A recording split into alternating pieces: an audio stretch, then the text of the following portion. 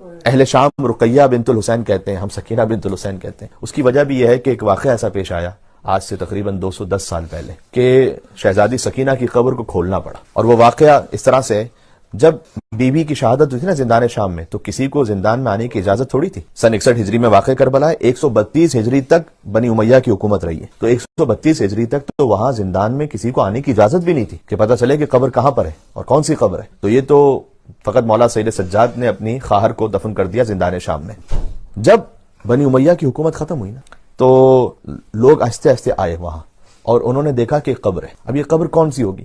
تو شام والوں نے سمجھا کہ شاید یہ علی کی کسی بیٹی کی قبر ہو، شاید۔ تو انہوں نے کہا کہ بی بی زینب تو واپس گئی تھی، یہ تو سب کو معلوم تھا کہ بی بی زینب نے تمام مجلس برپا کی تھی۔ بی بی ام کلثوم بھی واپس گئی تھی، اور بی بی ام کلثوم کا وہ نوحہ جنہوں نے مدینہ پہنچ کر مدینہ تو جدنا لا تقبلینا پڑھا، وہ بھی زبان زد عام تھا۔ تو یہ تو نہ بی بی زینب ہے نہ بی بی ام کلثوم ہے۔ تو انہوں نے سوچا کہ ایک بیٹی تھی علی کی جن کا نام تھا رقیہ، حضرت مسلم ابن عقیل کی زوجہ، تو شاید یہ وہ ہوں گی۔ تو اس قبر پر تختی لگا دی گئی رقیہ بنت علی، اور سالہ سال تک، صدیوں تک ایسا ہی رہا، رقیہ بنت علی کے نام سے وہ قبر معروف رہی۔ 210 سال پہلے ایک واقعہ پیش آیا۔ سید ابراہیم دمشقی، نجیب الطرفین سید، انتہائی پاکیزہ، با اخلاق، با تقویٰ، کتاب خیرۃ النسواں میں بھی واقعہ موجود ہے اور اجسام زندہ میں بھی ہے۔ میں دونوں کو ملا کر پڑھ رہا ہوں آپ کی خدمت میں کہ ایک کتاب میں ہے کہ سید ابراہیم دمشقی کی بیٹیوں نے خواب دیکھا، 3 بیٹیوں نے، ایک کے بعد ایک، اور ایک کتاب میں ہے کہ خود انہوں نے خواب دیکھا کہ بی بی سکینہ سلام اللہ علیہا تشریف لائیں خواب میں، اور انہوں نے یہ فرمایا کہ میری قبر میں پانی رس رہا ہے، اور تم نجیب الطرفین سید ہو، میرے بابا کی اولاد میں سے ہو، لہٰذا آپ اور آپ کی بیٹیاں فقط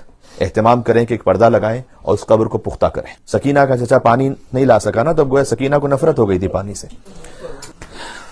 تو ابراہیم دمشقی یہ کہتے ہیں کہ چونکہ 3 دن تک یہ خواب آیا، تو میں گیا اس شہر کے گورنر کے پاس جو ترکی حکومت کی طرف سے وہاں پر تعینات تھا، اور میں نے ان سے جا کر یہ کہا کہ میں نے خواب دیکھا، اور ان کی کریڈیبلٹی اتنی زیادہ تھی کہ سب نے ان پر یقین کیا اور کہا کہ آپ ہی اہتمام فرمائیے۔ ایک پردہ لگا دیا گیا، اور پردے کے اندر ابراہیم اور ان کی 3 بیٹیاں۔ بعض نے لکھا 1 دن کا واقعہ، بعض نے لکھا 3 دن کا واقعہ ہے۔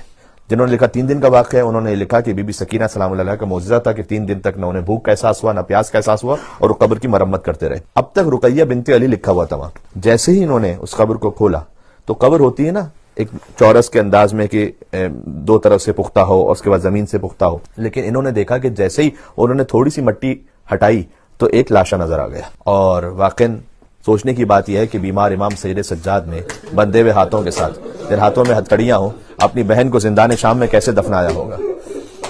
کوئی آلات تو نہیں تھے کہ قبر بنائی جا سکے، قبر کیسے کھودی جائے وہاں؟ سجاد نے انہی کند ہتھکڑیوں سے قبر کھود کھود کر بس اتنی جگہ بنائی کہ بہن کا لاشا سپرد خاک ہو جائے۔ اللہ اکبر۔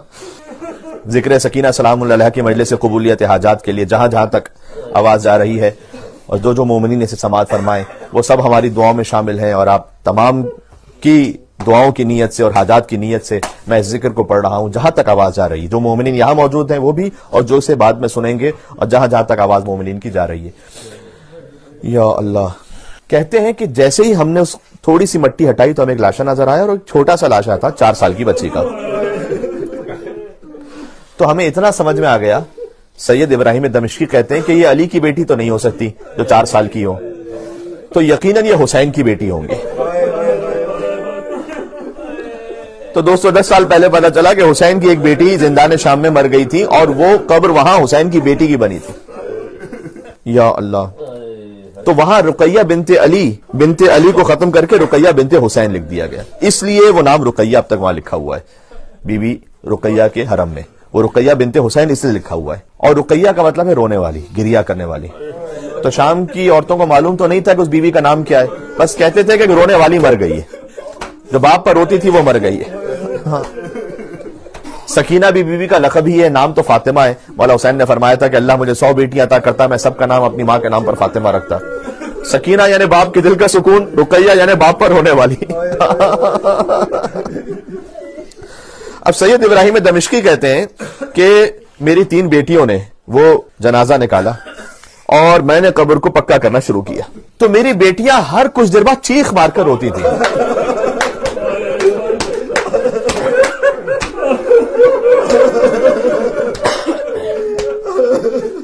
تو میں نے اپنی بیٹیوں سے پوچھا کہ حسین کی بیٹی یقیناً بڑی مظلومہ ہے اور یہاں جتنا گریا ہو جائے وہ کم ہے، لیکن تم ہر کچھ دیر بعد چیخ مار کر روتی کیوں ہو؟ تو انہوں نے کہا کہ بابا جب ہر کچھ دیر بعد ہماری نگاہ رخساروں پر پڑتی تھی.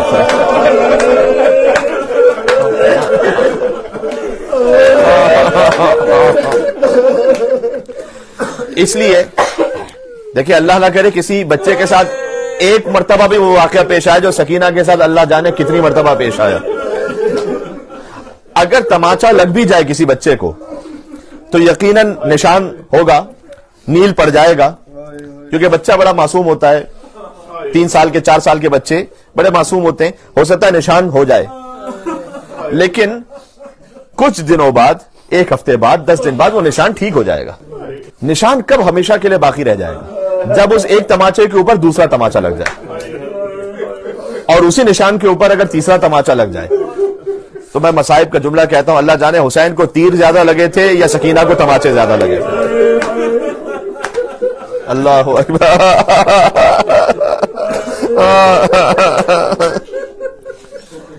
جب شہزادی سکینہ کی شہادت ہوئی تو یزید بڑی لاپرواہی سے کہتا تھا لقد ماتت بنتم من بنات الحسین، حسین کی بیٹیوں میں سے ایک بیٹی مر گئی ہے. شہزادی سکینہ کا سفر آپ جانتے ہیں، میں نے ابھی مولا علی علیہ السلام کا ذکر کیا تھا. سکینہ پوتی ہیں حیدر کرار شیر خدا کی. تو جب شام غریبہ تماچے لگ رہے تھے اور دامن میں آگ بھی لگی ہوئی تھی، تو حمید ابن مسلم عیسائی ہے، اس نے آ کر یہ کہا کہ میں نے چاہا کہ ایک بچی کے دامن سے آگ بجھاؤں. تو بچی فوراً پیچھے ہٹ گئی اور کہتی ہے میں آل محمد سے تعلق رکھتی ہوں، کوئی نامحرم میرے جسم کو ہاتھ نہیں لگا سکتا. تو حمید ابن مسلم کہتا ہے کہ میں نے کہا بی بی فقط میں دامن پکڑ کر آگ بجھاؤں گا، آگ بجھ جائے آپ کی. اللہ جانے سکینہ نے بھی اس وقت کس مجبوری کے عالم میں اجازت دی ہو کہ دامن پکڑ کر بھی وہ آگ بجھائے، ورنہ تو سکینہ کا جنازہ ہی چل جاتا. کہتے جیسے میں نے آگ بجھائی تو سکینہ نے یہ کہا، نقل بالمعنی کرو اگر روایت کو، کہ تو کچھ رحم دل معلوم ہوتا ہے، اب تک تو جو بھی آیا تھا تماچے مارنے والا آیا، کوڑے لگانے والا آیا، ایک مہربانی مجھ پر کر دے کہ مجھے نجف کا پتہ بتا دے. چونکہ وہ عیسائی ہے، جانتا نہیں ہے، اس نے پوچھا نجف جا کر بی بی کیا کرو گی؟ کہا تجھے معلوم نہیں ہے نجف میں میرا دادا کائنات کا مشکل کشا حیدر کرار علی ابن ابی طالب میرے دادا رہتے ہیں، میں نجف جا کے کہوں گی دادا آپ تو کوفہ میں ہر یتیم کی مشکل کشائی فرماتے تھے. یا اللہ، کوفہ کے یتیم بچے فخر سے کہتے تھے میں یتیم نہ کہوں، میں پالنے والا علی ابن ابی طالب. اسی علی نے، جس علی نے تمام یتیموں کو کوفہ کے پالا تھا، اسی علی کی پوتی جب یتیمہ بن کر خود کوفہ آئی. جو توسل میں نے عرض کیا نا شہزادی سکینہ کے نام پر، اس میں توسل ایک یہ بھی ہے کہ 100 مرتبہ اس طرح درود بھیجیں بی بی پر، ایسے سلام کریں کہ السلام علیکی یا رقیۃ الیتیمہ، اے وہ رقیہ کے جو یتیمہ ہے اس پر ہمارا سلام. ایک روایت ہے بہار الانوار میں، اور وہ یہ ہے کہ بی بی یہ فرماتی ہیں کہ جب میں مقتل کی جانب دوڑ رہی تھی اپنے آپ کو شیور کے تماچوں سے بچانے کے لیے، تو کسی شقی نے پشت سے ایک نیزہ مارا کہ میں منہ کے بل زمین پر گر پڑی. یا اللہ، وَأَخَذَ بِخُرْتَيْ، اور وہ میری دونوں بالیاں چھین کر لے گیا. تسیل الدم علی خدی، اور دونوں رخساروں پر میرے خون بہنا شروع ہو گیا. یا اللہ، کون سا سکینہ کا چہرے کا حصہ ہے کہ جو زخمی نہیں ہے عزیزوں؟ کون سا بدن کا حصہ؟ لہذا اس کے بعد بیوی کہتی ہیں کہ مجھ پر غشی طاری ہو گئی. کچھ دیر بعد جب میں نے آنکھوں کو کھولا تو میرا سر میری پھوپھی زینب کی گود میں تھا. تو وہ بیوی کے جس کو تماچے بھی لگے ہیں، جس کے کانوں سے لہو بھی بہ رہا ہے، جس کی بالیاں چھینی جا چکی ہیں، اس بچی نے سوال کیا پہلا کہ حلی من خرقۃ استر بہا راسی، پھوپھی اماں کو چادر کا ٹکڑا آپ کے پاس بچا ہے، میں اپنا چہرہ چھپا لوں. بی بی زینب نے کہا امتو کی مثلک، اے سکینہ تیری پھوپھی تیری طرح ہی بے ردا اور چادر ہے. یہاں سے سکینہ کا سفر شروع ہوا ہے، کربلا سے کوفہ، کوفہ سے شام.